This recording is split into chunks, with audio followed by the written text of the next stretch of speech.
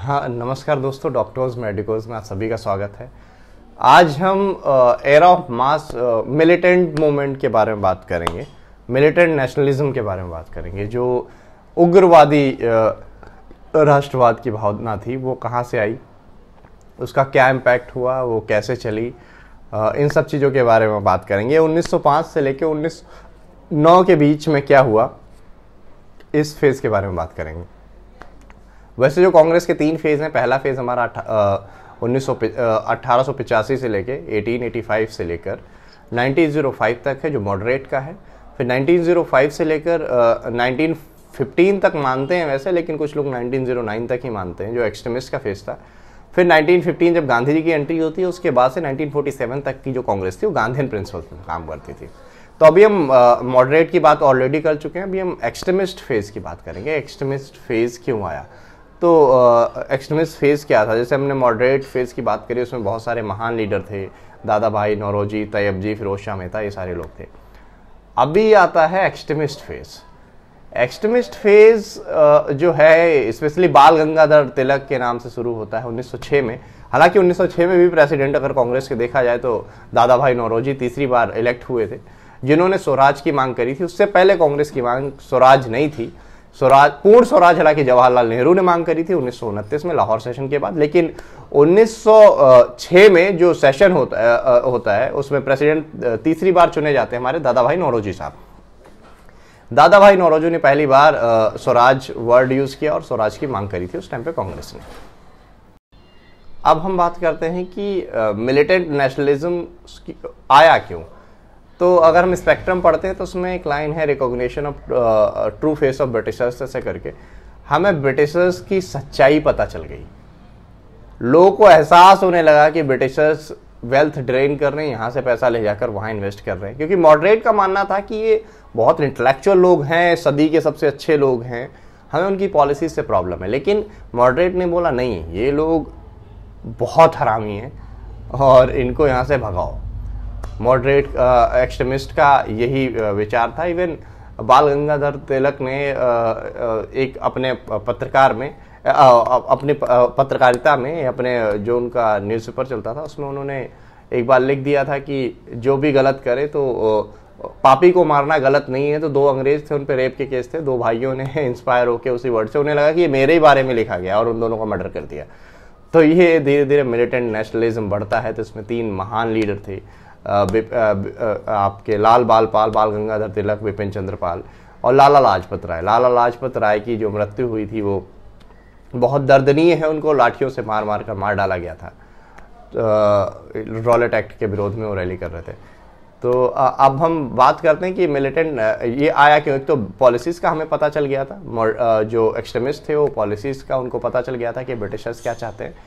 और दूसरा कारण ये भी हमें पढ़ने को मिलता है कि जो मॉडरेट एक्सट्रीमिस्ट थे, मॉडरेट की जो मांग थी वो एक्चुअली सेटिस्फैक्ट्री नहीं थी मॉडरेट के लिए। क्योंकि जो हमारे मॉडरेट थे उन्होंने एक मांग रखी थी कि जो बजट सेशन होता है, हालांकि बहुत सारी चीज़ें जैसे 1893 के अगर हम चार्टर में पढ़ते हैं तो उसमें बहुत सारी चीज़ें इंडियंस को मिल गई थी, जैसे बजट में डिस्कशन करने को मिल गया था। लेकिन मांग मॉडरेट की थी कि हमें डिस्कशन के साथ साथ अमेंडमेंट करने का भी अधिकार मिले, वो मॉडरेट को नहीं दिया गया। तो उससे भी एक्सट्रीमिस्ट गुस्सा होते हैं और यही आगे चल के रीज़न बना सूरत स्प्लिट का। सूरत स्प्लिट में क्या हुआ, वो एक्चुअली नागपुर में होना था कांग्रेस का अधिवेशन, लेकिन मॉडरेट को लगता था कि अगर हम नागपुर में करेंगे तो यहाँ पे एक्सट्रीमिस्ट पावरफुल हैं, इसलिए उसको शिफ्ट किया गया सूरत। सूरत में कांग्रेस 2 भागों में डिवाइड हो जाती है और एक नया एक्सट्रीमिस्ट फेज निकल के आता है। 1905 में जब बंगाल का डिवीज़न होता है तब एक्सट्रीमिस्ट और आगे बढ़ते हैं। अमार सोनाल बंगला करके सॉन्ग गाया जाता है, हिंदू मुस्लिम यूनिटी की बात करी जाती है। और लॉर्ड कर्जन उस समय वाइसरॉय हुआ करते थे। लॉर्ड कर्जन ने बोला कि इसका एडमिनिस्ट्रेशन बड़ा था इसलिए हमने बंगाल डिवाइड किया। हालांकि 1911 में ये वापस ले लिया गया, बंगाल फिर से एक कर दिया गया था। और इस चैप्टर में क्या पढ़ने को, और हाँ कुछ आउटसाइड एक्टिविटीज़ भी हो रही थी वर्ल्ड वॉर। और हिम्मत कैसे आई एक्सट्रीमिस्ट के अंदर के इतना सब कुछ करने की, इसके कई सारे रीजन है। पहला तो मैंने जैसे आपको पहले भी बताया कि उनको कारण पता चल गया था, ब्रिटिशर्स की नीयत उनको साफ साफ दिखने लगी थी। दूसरा कारण ये था कि जापान ने जो 1907 में अटैक किया एक कारण ये भी था कि सेल्फ रिस्पेक्ट की भावना आ रही थी, और जापान ने जो 1907 में रशिया पे अटैक किया तो रशिया को हराया, तो हिंदुस्तानियों के अंदर एक जोश उमड़ा कि अगर एशियन कंट्री किसी यूरोपियन कंट्री को हरा सकती तो हम भी हरा सकते हैं, हम भी ब्रिटिशर्स को अपने यहाँ से हटा सकते हैं। और वेस्टर्न एजुकेशन का इन्फ्लुएंस था, लोग बाहर से पढ़ के आए थे, उनको भी लोगों को समझ में आने लगा कि वहाँ पे तो डेमोक्रेसी फ्रेटर्निटी की बात करते हैं, यहाँ के बदतमीजी करते हैं। तो ये सारे फैक्टर्स थे जब हम पढ़ते, ये सारे फैक्टर्स थे जिसने मिलिटेंट नेशनलिज्म को या एक्सट्रीमिज्म को कांग्रेस के अंदर पैदा किया। और इन सब की मदद से एक चीज़ और होती है, स्वदेशी और बायकॉट मूवमेंट चालू हुआ, लोग स्वदेशी अपनाने लगे, सब देश की बनी हुई चीज़ें कपड़े पहनने लगे, खादी पहनने लगे, देश की चीज़ें खरीदने लगे। तो उससे एक और बवाल मचा, अंग्रेजों ने सप्रेस करने की कोशिश करी लेकिन हिंदुस्तान के लोग नहीं माने, लोग स्वदेशी अपनाने लगे, देश की बनी हुई चीज़ें खरीदने लगे, तो उनका बहुत सारा घाटा होने लगा। फिर आपस में मतभेद बढ़े, लड़ाइयाँ हुई, तो ये इससे और ज़्यादा मिलिटेंसी को। फिर उसके बाद जब इन्होंने बंगाल को डिवाइड कर दिया था तो और ज़्यादा बवाल मच गया, मिलिटेंसी बढ़ गई। हालांकि 1911 में इसको वापस ले लिया गया, और 1906 में जब एक फर्स्ट टाइम मुस्लिम लीग की स्थापना हुई तो धीरे धीरे संप्रदायवाद भी बढ़ने लगा। तो राष्ट्रवाद ने देश को जैसे आज़ादी दिलाई, बहुत दुख की बात है कि संप्रदायवाद ने देश के दो टुकड़े करा दिए। तो वो एक दुखद चीज़ है, क्योंकि हमारे देश में दोनों चीज़ें साथ साथ चली, संप्रदायवाद और राष्ट्रवाद दोनों चला। हालांकि जब मुस्लिम लीग की स्थापना करी गई थी तो उस टाइम पे मोहम्मद अली जो जिन्ना थे, इन्होंने बहुत कड़ा विरोध किया था इसका। बाद में हालांकि ये जाके उसमें मिल गए, लेकिन स्टार्टिंग में इन्होंने बहुत तगड़ा विरोध किया था। और हमारे देश में दोनों चीज़ें साइड बाय साइड चलती रही, राष्ट्रवाद भी चल रहा था, संप्रदायवाद भी चल रहा था। अब जब बंगाल डिवाइड हो जाता है उसके बाद 1909 में लॉर्ड मिंटो जो वाइसरॉय हुआ करते थे, मॉर्ली मिंटो रिफॉर्म आता है। तो लॉर्ड मिंटो को फादर ऑफ कम्युनल इलेक्टोरेट भी बोला जाता है। इन्होंने कम्युनल इलेक्टोरेट की स्थापना करी। इसमें मुस्लिम्स को वोट देने के लिए, मुस्लिम्स खड़े होंगे तो उनको मुस्लिम ही वोट देंगे। कम्युनल इलेक्टोरेट की स्थापना बोलिए, क्वेश्चन कभी कभी आ जाता है, who was the father of communal electorate.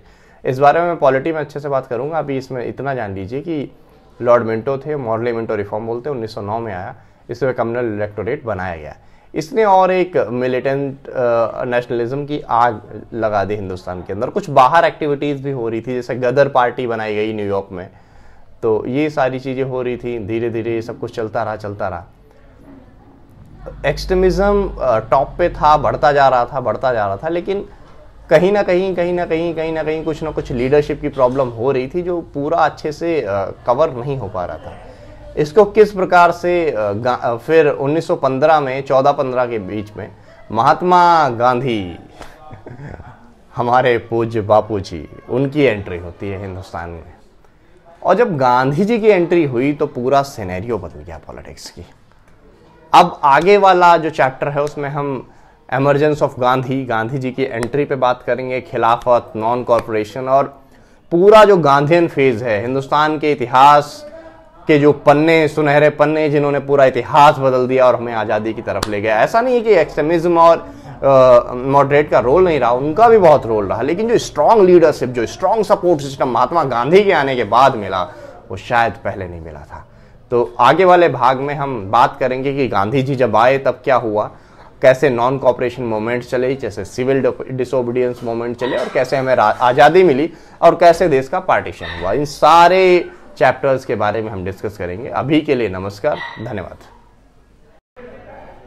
तो हाँ, एक चीज़ और छोटी सी बताना भूल गया, ये सब चल रहा था तो उसी बीच क्या होता है, बाल गंगाधर तिलक जो एक्सट्रीमिस्ट महान लीडर थे एक्सट्रीमिज्म के, उनको जब जेल हो जाती है तो इसके चलते चलते वो जब जेल से बाहर आते हैं तो 1916 में एक और अच्छी घटना होती है। लखनऊ सेशन होता है 1916 का। उस टाइम पे मुस्लिम लीग और क्या बोलते हैं, एक्सट्रीमिस्ट कांग्रेस, मॉडरेट कांग्रेस, ये सारे एक हो जाते हैं। माजूमदार करके थे, गुजराती थे, उन्होंने प्रोसाइड किया था इस सेशन को। और उसी बीच में होम रूल लीग की भी स्थापना होती है, एक एनी बेसेंट की होम रूल लीग होती है, एक बाल गंगाधर तिलक की होम रूल लीग होती है।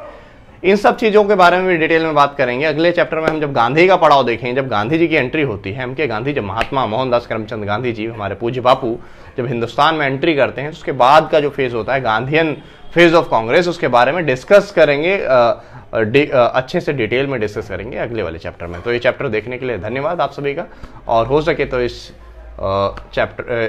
वीडियो को शेयर करें। हो सकता है आपका विचार, आपका व्यवहार किसी दूसरे का विचार बदल दे। धन्यवाद।